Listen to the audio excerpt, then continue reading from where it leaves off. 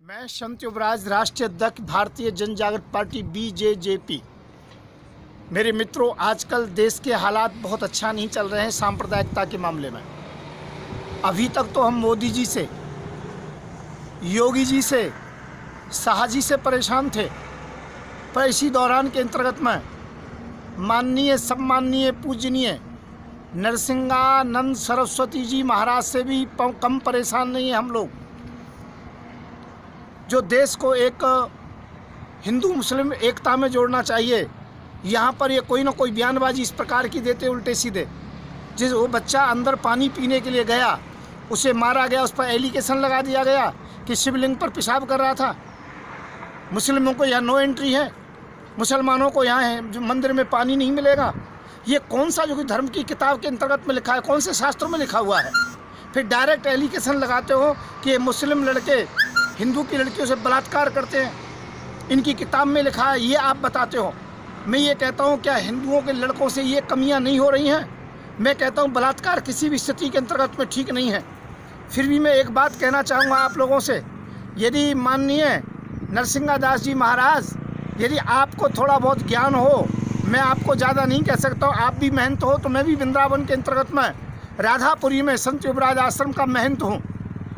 मैं एक बात कहना चाहता हूँ, आप बलात्कार की बात कहते हो कि उनके धर्म की किताब के अंतर्गत बलात्कार लिखा है और हमारे किसी धर्म की किताब में नहीं है। अरे मैं ये कहना चाहता हूँ, देवताओं के सबसे बड़े राजा इंद्र हैं, इंद्र ने क्या अहिल्या के साथ बलात्कार नहीं किया?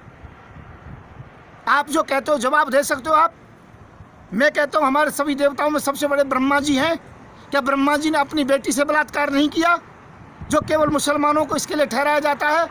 मैं कहता हूँ देश में आग लगाने की आवश्यकता नहीं है, हिंदू और मुसलमान की राजनीति करने की आवश्यकता नहीं है।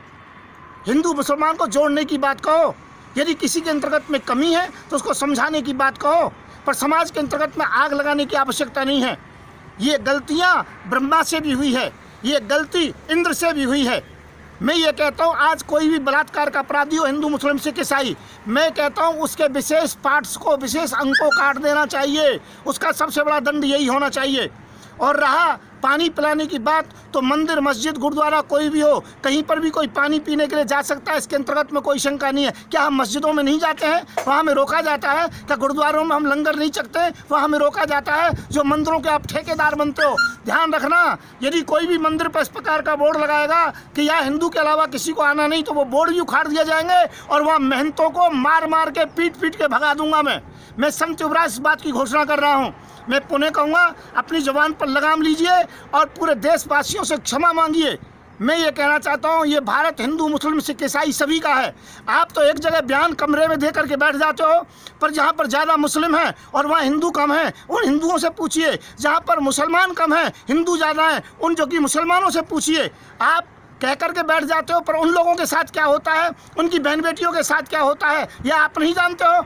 और मैं ये कहना चाहता हूँ, सरकार एक तरफा न्याय कर रही है। अभी काले खां के अंतर्गत घटना हुई, लड़की वालों को जेल में डाला, लड़की वालों को एलिगेशन लाया गया। अरे जहाँ हिंदू मुसलमान की बात ना लेकर के केवल संवैधानिक बात कीजिए, पीड़ित पक्ष का साथ दीजिए, और सदैव लड़की का पक्ष जो होता है पीड़ित होता है, चाहे वो हिंदू हो चाहे मुसलमान हो। फिर नरसिंहादास जी, मैं आपसे कहूँगा, अपनी जुबान पर लगाम लगाना। मेहनत होंगे, आप जैसे 500 मेहनत देखे गए हैं, परंतु देश को तोड़ने की कोशिश की तो मैं संत युवराज आपको माफ़ नहीं करूंगा। मैं संत युवराज, देशवासियों, इस वीडियो को ज़्यादा से ज़्यादा देश की एकता अखंडता के लिए फैलाएं, क्योंकि यहाँ पर ये देश हिंदू मुस्लिम सिख ईसाई सभी का है, सभी ने इसमें शहादत दी है। तो मैं संत युवराज पुनः कहूँगा, शांति से रहें, भाईचारे से रहें, पढ़ें लिखें, आगे बढ़ें, और जो कि यहाँ पर देश को आगे बढ़ाएं, देश को हिंदू मुस्लिम की राजनीति के अंतर्गत में न झोंकें, न बर्बाद करें। मैं संत युवराज, राष्ट्रीय अध्यक्ष, भारतीय जन जागृत पार्टी, मेरा नंबर